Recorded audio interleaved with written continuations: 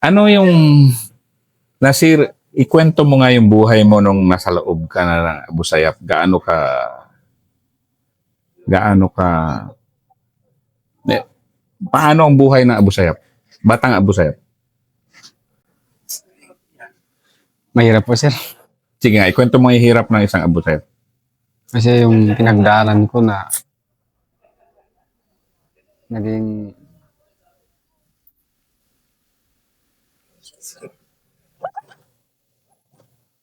basta mahirap po, sir. Hindi. Una ba, pagpasok mo sa Abu Sayyaf, ano una mong, binibigyan ka kagad ng baril? Hindi po, sir. Kasi kinokontrol ka pa at saka binabantayan po, sir. Muna. Yes po, sir. Kahit kahit kada bagong pasok, talagang binabantayan muna kayo bago pagpasok? Yun po, sir. O sige nga, ikwento mo ano, yung ano lang ba, yung naging buhay mo na ganun. Under ka kaninong commander? Kay Rajmil po, sir. Rajmin? Yes. Tapos, anong area nyo? Anong area of operation nyo? Sa area ng sinisip po, sir. Sumisip. Yes po. So, nung una mong pasok yan, ano ka pa, no? 29 ka ngayon. 29 po ako, sir. Bale, Nung pumasok yung ka, pumasok po ako, sir, bata pa ako, sir. bata pa talaga. Yes, sir. Mga 12 years old pa ako doon, sir. 12 years old? Yes po, sir. Parang si 13 years old si Nasir Sabtal eh.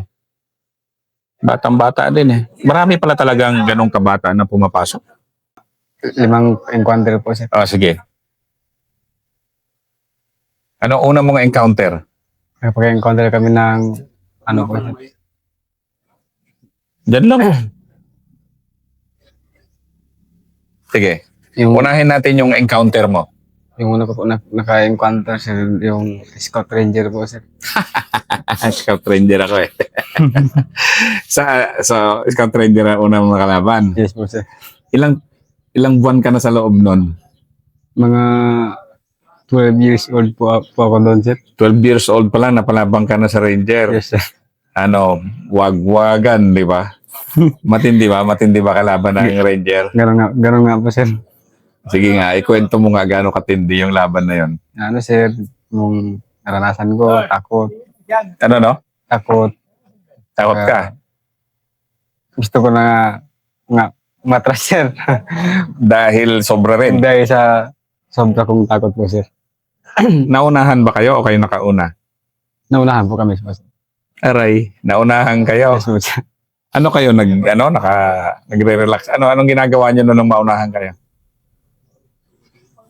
Yung ganun nga, sir, yung naunahan kami po, sir, yung Nakahiga-higa kayo? Ano? akala ko, sir, yung doon po ako na namatay na ako sa takot. Sa yun yung una mong putukan talaga na sobrang lakas.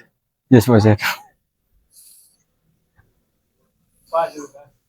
Sige nga, ikwento mo nga, paano nangyari? So, putukan. Anong una mong ginawa? Pero may baril ka na noon, di ba? Yung una kong ginawa, sir, nagtago na lang sa kasi wala akong baril noon. Hmm.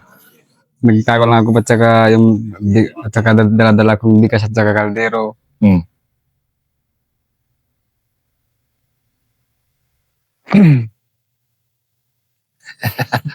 Batang-bata ka pa. So, pero ano ka naman doon? Walang galos. Wala po. Walang galos. Yes po, sir.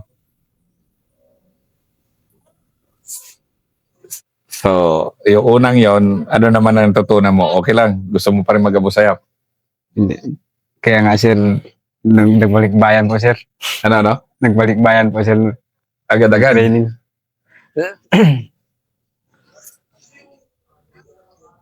Anong sumunod mo na encounter naman? Basta yung, ano, sir, sunod ko yung encounter, sir. Baka, hindi ko alam yung dati noon, sir, kasi maliit pa ako, sir. Ano, no? Hindi ko alam yung tropa na encounter namin, sir, kasi maliit pa ako noon.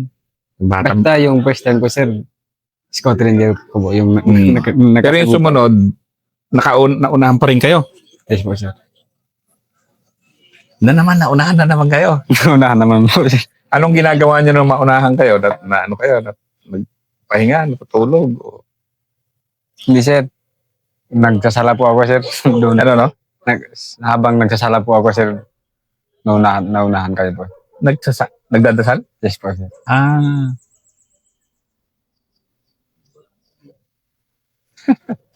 O, sige nga, ikwento mo paano nangyari yun, yung gano'n na encounter na ano. Bago po, sir, nakapag-encounter ko, sir, nagkuha ako ng tubig po, sir. Kumukuha ka ng tubig. Yes po, sir. Tapos, pagdating ko sa bahay, sa mosque, sir, doon na nagputukan mo, sir.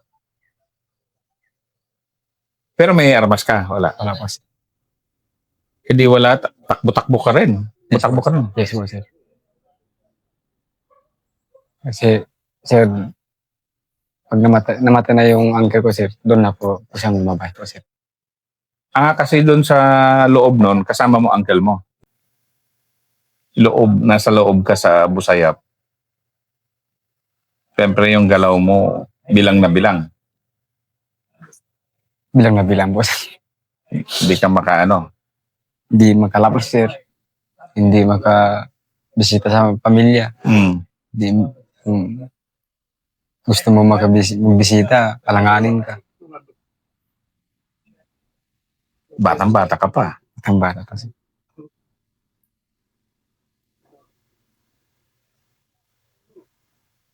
Anong pinakamahirap mo nun, yung takot o yung sa buhay, na naging buhay mo ah? Kaya nga, sir, nagbalik loob. Dahil ano ka rin, talagang kwan ka rin. Sobra rin yung takot na naranasan mo o bakit ka nagdesisyon na bumaba? Sir, hindi man ako tiyak.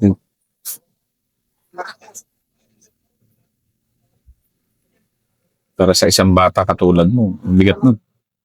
Talagang kinakaya ko kasi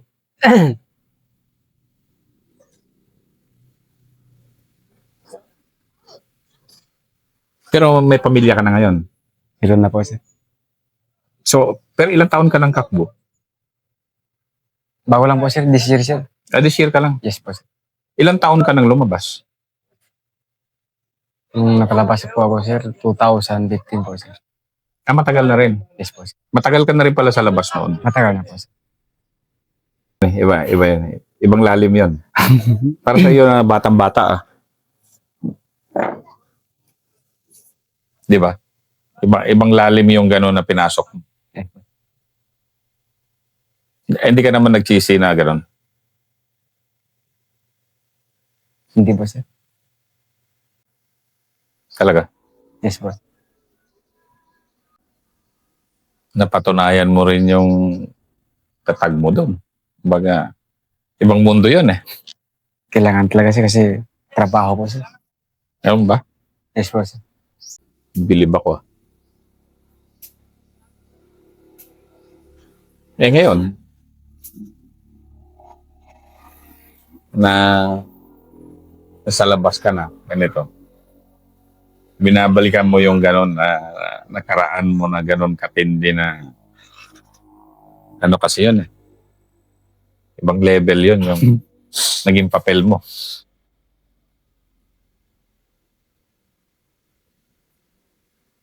Hindi ka ba ngayon parang nayayanig ngayon na nadaanan mo yung gano'n na batang-bata ka tapos gano'n na naging papel mo? Mag-ingat lang po, sir. Ano no? Mag-ingat lang po, sir. Ingat lang. Yes po, sir.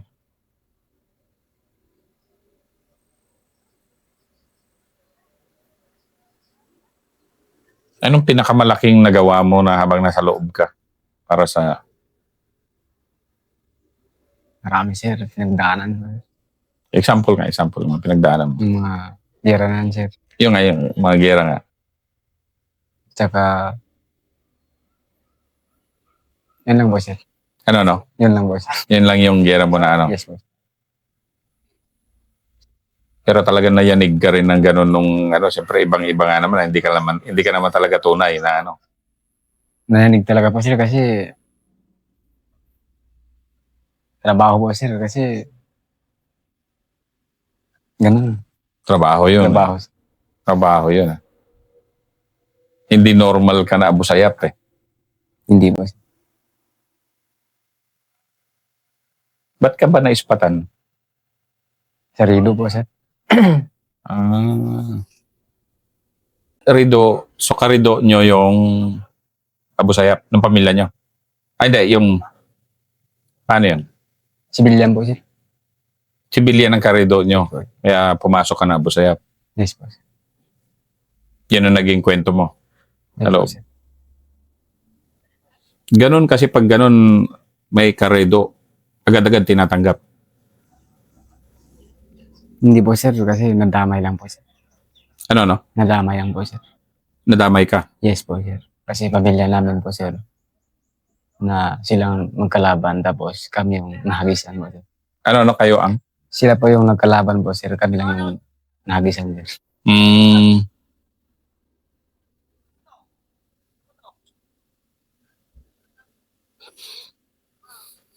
tapos 12 years old ka. Parang ano ka pa na. Pero may mga magulang ka pa nun. Yes po sir, hanggang ngayon sir. Meron. Hanggang ngayon, buhay pa. Yes po. Pero para sa, ano, imagine mo yung buhay din ng isang nanay na alam niya anak niya, 12 years old, nasa abusayap. Nag-ano din sir, nag-alala din po sir. Yeah, siyempre. Siyempre, anak niya po sir, Mm. nasa trabaho. Mm. Bigat na naging kwento mo. Hindi, ayaw natin palalimin kasi alam natin na gaano kabigat para sa'yo yon, no? Ganun nga po sir.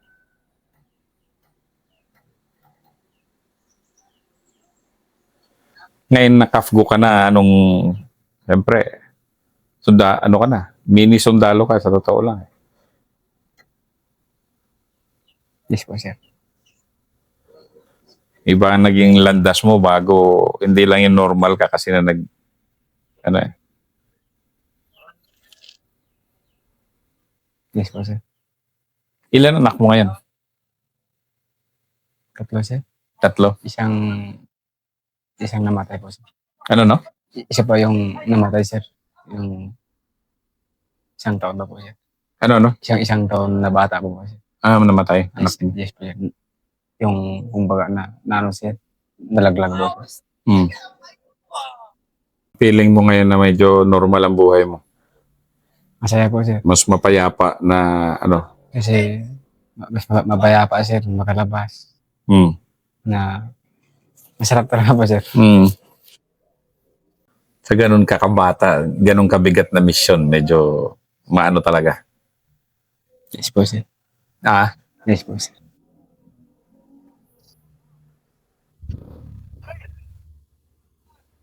Hindi ka naman nagsisisi na dumaan ka sa ganun. Nagsisisi sir, pero kailangan talaga po sir. May mission ka, may ano ka. May trabaho ka noon. Ba't kailangan? Kasi bata pa po sir. Bata ka pa noon. Yes po sir.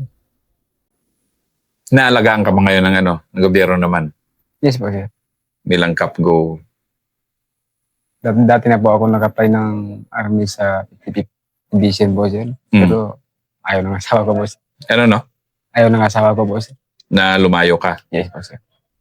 Maraming gano'n, no? Kaya gusto na lang, ano na lang, mag-CAPGO na lang kasi Yes, ayaw lumayo yung pamilya. Yes po sir.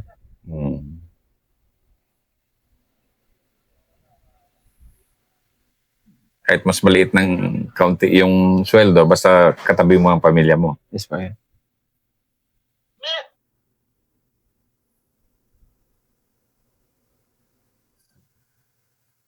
Maraming salamat. Thank you din po sir.